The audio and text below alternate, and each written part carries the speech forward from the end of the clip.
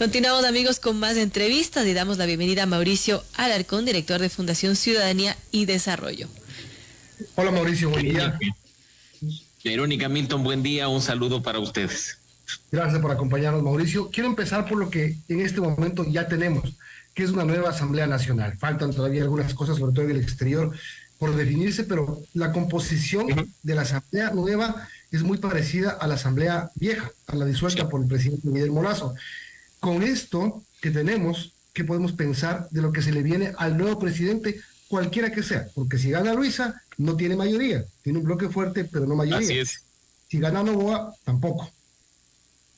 Bueno, pues Milton, primero que nada, nuevamente buen día y buen día a nuestra audiencia. Y te digo que hablar de gobernabilidad, pasando exclusivamente por lo que implica una relación entre ejecutivo y legislativo en el momento actual, creo que sería un error para cualquiera de los dos candidatos al momento de acceder a la presidencia de la República.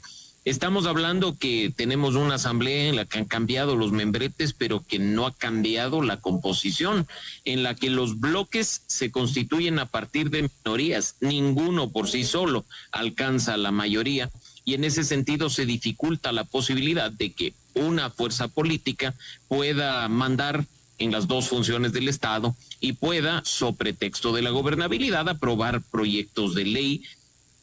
Punto número 1, Milton, importante. El tiempo de aprobación de una ley en la Asamblea Nacional es de aproximadamente 2 años, lo que quiere decir que quienes entran en este momento a la Asamblea Nacional van a tener dificultades, no de presentar nuevos proyectos de ley, pero sí de lograr que aquellos que presenten terminen bien publicados en el registro oficial y en vigencia. Sería mucho más sensato enfocarse en las normas que quedaron pendientes de aprobación en la Asamblea cesada, para lo cual la gobernabilidad, como la conocemos, pasaría a un segundo plano. Y el segundo elemento que hay que tener en cuenta es el hecho de que frente a relaciones políticas tensas, como las que podrían tener los dos candidatos que han pasado a la segunda vuelta una vez accedidos al poder, el camino es el de la ciudadanía, el de que los ciudadanos seamos quienes, a partir de la credibilidad y la confianza, legitimemos al Ejecutivo principalmente, y a su vez presiona al Legislativo para la aprobación de las normas requeridas. ¿Te refieres a consultas populares? No necesariamente, Milton. Las consultas populares lamentablemente se terminan convirtiendo en el termómetro de popularidad del gobierno de turno. Ya acabamos de pasar por un momento de esos. Me refiero a que si se presenta algún proyecto económico urgente, por ejemplo, la mayor cuestión positiva que puede derivar en que la norma sea aprobada más allá de la fuerza política al interior de la Asamblea es la legitimidad que dan los ciudadanos al creer que lo que se está haciendo es lo necesario, al creer que lo que se está planteando al país a través de una nueva ley más para la telaraña jurídica va a traer algún efecto positivo en la inseguridad, en la crisis económica o en el tema de la lucha contra la corrupción. Entonces, esos temas de tener a la ciudadanía detrás tuyo, creyendo y confiando en tu trabajo, puede ser un elemento adicional que permita que, en particular, la Asamblea y sus miembros bajen las armas respecto de lo que significa las tensas relaciones con el Ejecutivo. Ahora, no es un momento de buscar la forma de que no dependan el uno del otro en un tiempo tan corto de gobierno, que creo que lo único que estamos interesados de ecuatorianos es que haya paz. Si el presidente que venga nos da un poco de tranquilidad, habrá hecho bastante. Pero ¿no puede trabajar el gobierno sin la Asamblea de alguna forma? Lasso dijo alguna vez, voy a trabajar sin la Asamblea. Sí. Y termina trabajando sin la Asamblea y ni con eso pudo. Bueno, Milton, hay una cosa, no te olvides que hay muchas atribuciones establecidas en la Constitución para el Ejecutivo que no pasan por la Asamblea Nacional y que podrían incluso simplemente originarse en la firma de un decreto ejecutivo. Y no me refiero a decisiones estrictamente ejecutivas, sino también a lo que significa modificaciones a los reglamentos de las leyes, que muchas veces pueden viabilizar un cambio normativo. Ojo, no digo reformar la ley, sino un cambio normativo en cuanto a su aplicación para lograr mayor eficiencia, para lograr mayor eficacia. ¿El presidente puede gobernar sin la Asamblea Nacional? Definitivamente no, pero puede realizar una mejor tarea ejecutiva sin que todos sus actos dependan de la Asamblea Nacional. No obstante, hay que decirlo, el gobierno saliente deja la vara muy baja Y creo que con muy poco el gobierno entrante, con acciones muy concretas en cuanto a ejecución presupuestaria o incluso la firma de decretos ejecutivos clave en temas de seguridad y de reactivación económica, tendrá confianza, tendrá credibilidad y logrará legitimidad de los ciudadanos. Mauricio, buenos días. Hablando de la Asamblea Nueva, ¿cuál debería ser la agenda legislativa tomando en cuenta el corto tiempo que tiene? Se ha hablado de posibles acciones, por ejemplo, conformar esta comisión multipartidista para investigar el crimen de Fernando Villavicencio. Algo se escucha también de un posible enjuiciamiento político a la fiscal, pero ¿cuál debería ser la agenda que tenga este legislativo? Verónica, de nuevo, el tiempo legislativo, aunque resulte numeroso en cuanto a la cantidad de meses, no lo resulta en cuanto a aquellos que se necesitan para aprobar nuevos proyectos de ley, y eso hay que tenerlo muy claro. Además, los proyectos que quedaron pendientes de aprobación, de discusión en la Asamblea cesada, son muchísimos y son proyectos que requiere el país para viabilizar cambios. Yo creo que lo más sensato y lo más responsable es que después de elegir autoridades, después de repartir comisiones, y hablo de repartir en el buen término, no en aquel que está satanizado, ya se pueda echar a andar todos estos temas, ¿no? Incluso, pero hay un punto fundamental, hay procesos de fiscalización y de juicios políticos que quedaron truncos por el cese de la Asamblea y que tienen que retomarse de manera inmediata por parte de la Comisión de Fiscalización sin perder un solo día, porque tan pronto se instale esta Asamblea, entre comillas, de transición, volverán a correr los plazos fatales y creo que ninguno de los ecuatorianos quiere, ni siquiera en lo político, impunidad. Ahora bien, hay un tema que sí es urgente, que esté en discusión en la Asamblea y que frente a lo que sería el fenómeno del Niño, tiene que establecerse como punto uno en la agenda legislativa, que es la aprobación de una ley de gestión de riesgos. Eso es algo que muy pocos candidatos dijeron en su momento y que esperemos que ahora sí, como autoridades electas, lo tengan en el radar. Ahora sí, hablemos de lo que va a pasar hasta el 15 de octubre y el 15 de octubre mismo, cuando tengamos que ir a votar y a elegir quién nos va a gobernar en los próximos 18 meses. Y ya empezó digamos, sobre todo en redes sociales, una campaña agresiva. Ya empiezan a verse cosas, ya se empiezan a sacar los cueros del sol y las cosas que a lo mejor no existen también salen al sol. Ya estamos viendo lo que va a ser típico de una campaña en Ecuador, los ataques y no las propuestas.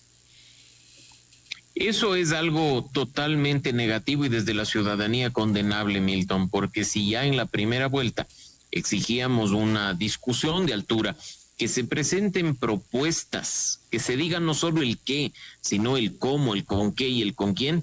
No podemos caer en este momento en una polarización en la segunda vuelta sobre pretexto de simplemente querer acceder al poder. Si ya en la primera vuelta vimos desinformación y noticias falsas, hay que estar preparados para lo que será un embate brutal de desinformación en la segunda vuelta. Crearán historias, crearán cuentos que incluso se originen en las propias cuentas de los candidatos, y creo que eso hay que tenerlo mucho, mucho en el radar.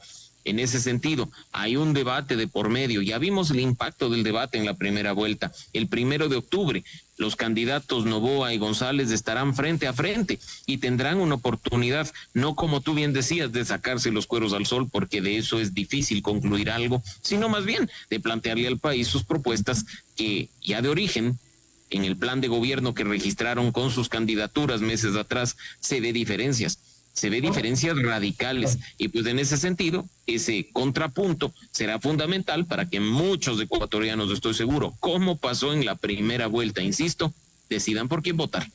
Ahora que mencionas el debate, dos cosas sobre eso. La primera, ¿crees que debe haber algún cambio en el reglamento del debate para que sea un poco más, digamos, para que tengan un poco más de espacio para poder exponer las cosas, a riesgo de que se saquen la madre, porque a eso van además, ¿no? A atacarse? Uno, dos, viendo los resultados del debate y el análisis y la votación post-debate, ¿no estamos enfrentándonos a una nueva realidad de la democracia ecuatoriana para bien, digo, madurez política, participación de los jóvenes, voto pensante? Empiezo por lo último, Milton. Mucho se dice que la política no importa. Y una cosa es tener asco por la política, y otra muy distinta, que no nos preocupe ni nos importe.